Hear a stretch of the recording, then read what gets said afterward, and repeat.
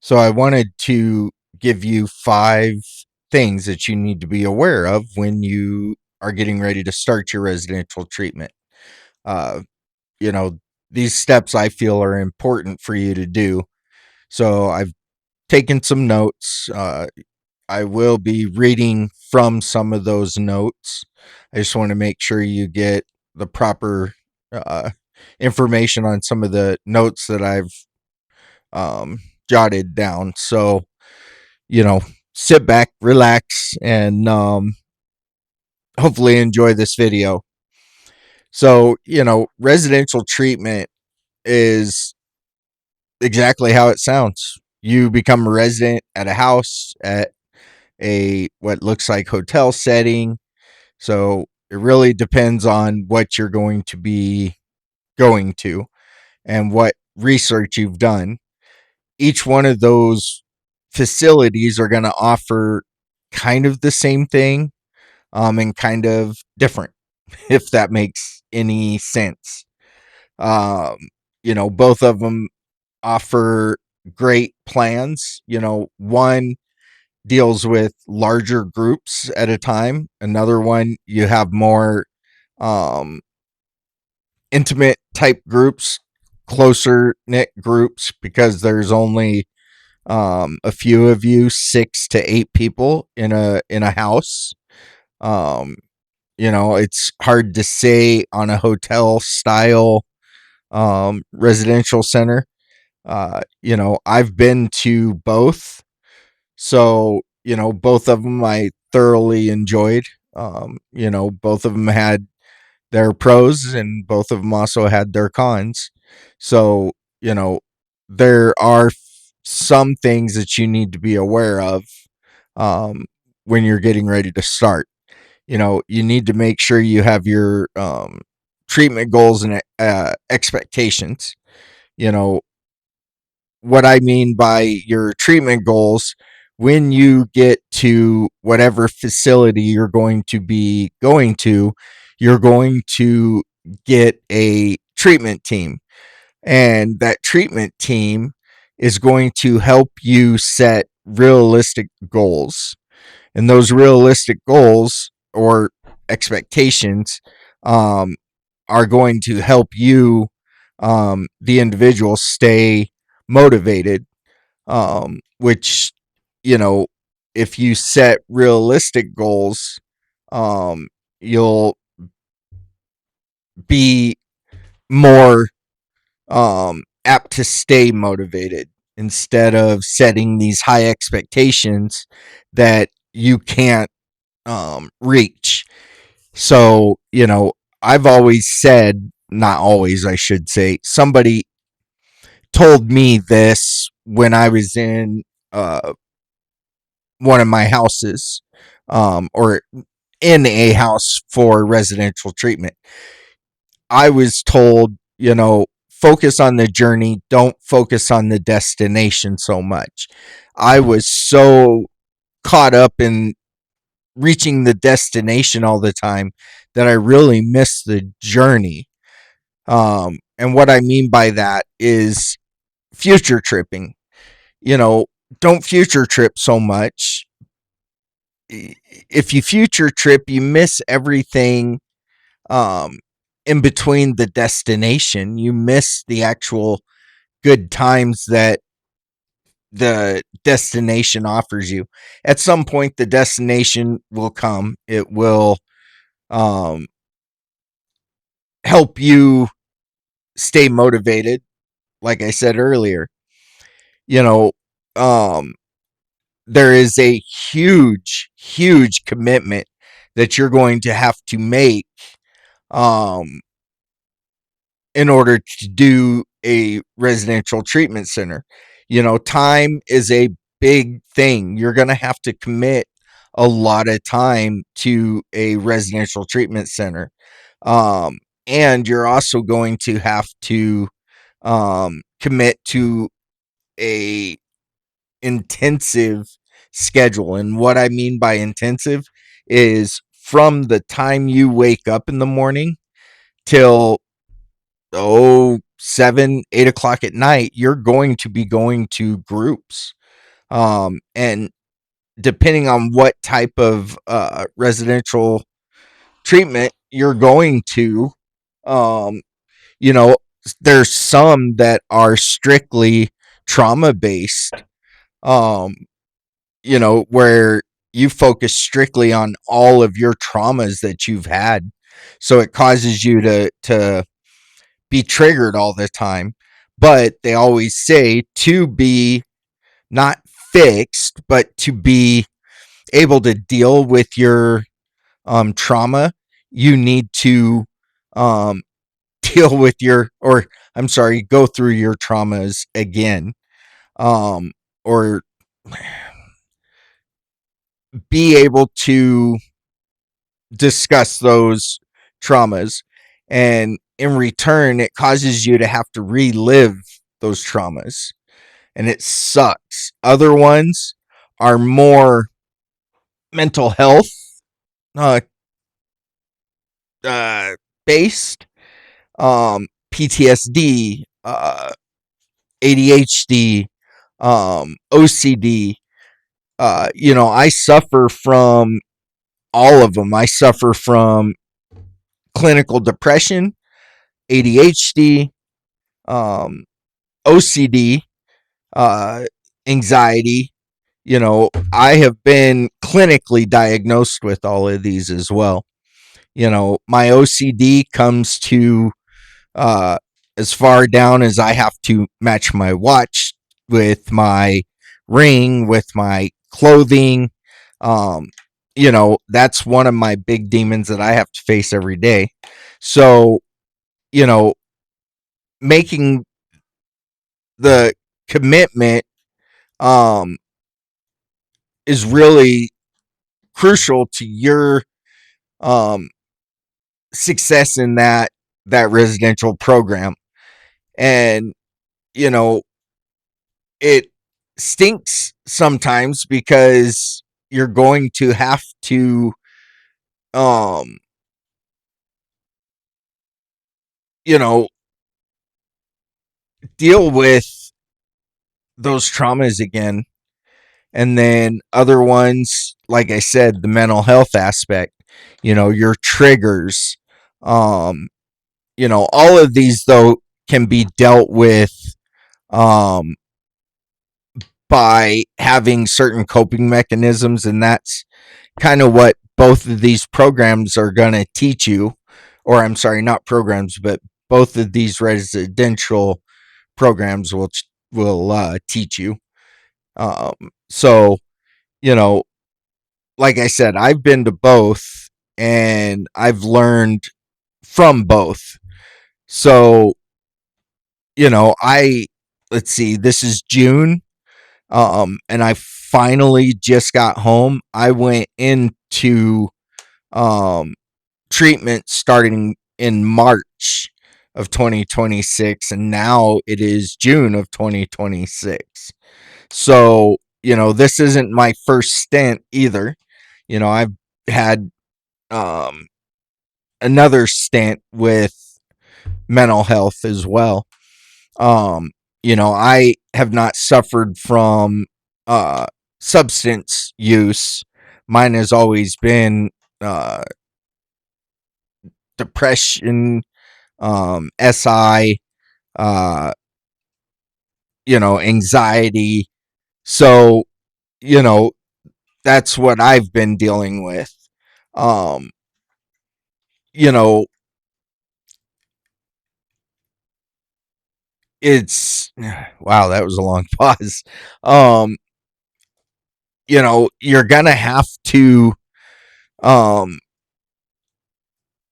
come up with different types of habits that work for you, such as um another thing that was taught to me, focus on small little journeys.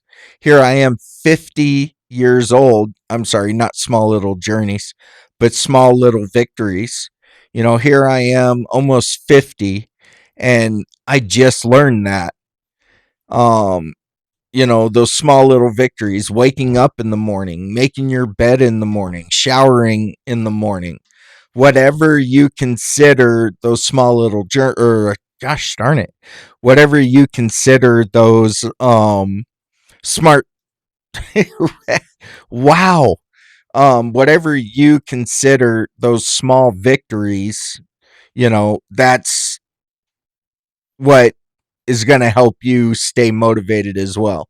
You're also going to have to um, develop healthier habits, you know, and it's not easy when you have suffered from whatever type of habits you currently have.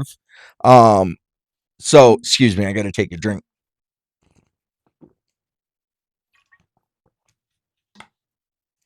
You know, you're going to have to try to avoid certain triggers, and that's not easy either. Maybe friends that you have cause you triggers. So, do you separate yourself from those friends, or do you continue to hang out with those friends? Are you only hanging out with those friends uh because you were using substances? um so you got to think about that as well. What is going to be best for you in the long run? um like I said earlier, learning coping mechanisms, or coping strategies. There's a few of them: 5 4 3 2 1 method, uh box breathing, stepping away and taking a break at times. There's so many other coping mechanisms that you can use. I have fidget spinners that I use all the time, and those fidget spinners are great for my coping mechanisms. It just helps me get lost in the moment, if that makes any sense. You have to think also about um your support system. What does it look like once you get out from your residential treatment? You know, um are you going to be able to communicate, like I said, with certain friends, you know, about your needs, and are they going to be able to support you? Your family. you know I know my wife, she's concerned about, um when something happens, is she going to be able to help me? What does she have to do um to make sure that she can lessen um those situations when they come up? My depressive side, my anxiety side, my psychosis side. She is trying to figure out what she can do to essentially lessen the blow on her, which, I feel horrible that she even has to think that way. So if you have a support system that is willing to support you, it also makes your recovery that much better. Um, and I would also encourage you to uh really open up to your support system and explain to them ways that they can help you, whether it's talking to you, whether it's leaving you alone, um whatever the case may be. I would encourage you to talk to them. you know I talk to my wife, I let her know what it is she can do. I'm not a counselor, I'm not a doctor, I'm not a psychiatrist.